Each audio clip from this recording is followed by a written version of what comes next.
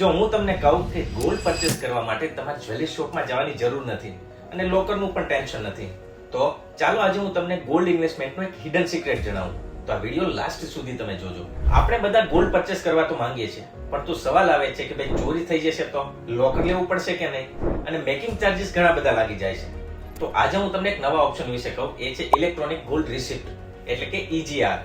EGR માં તમે digital રીતે એક્સચેન્જના પ્લેટફોર્મ ઉપર ગોલ્ડમાં ઇન્વેસ્ટમેન્ટ કરી શકો છો અને કોઈ બી નાની અમાઉન્ટથી પણ કરી શકો છો. અને ફ્યુચરમાં જો તમારે સેલ કરવું હોય તો આ એક્સચેન્જના પ્લેટફોર્મ પર તમે સેલ પણ કરી શકો છો.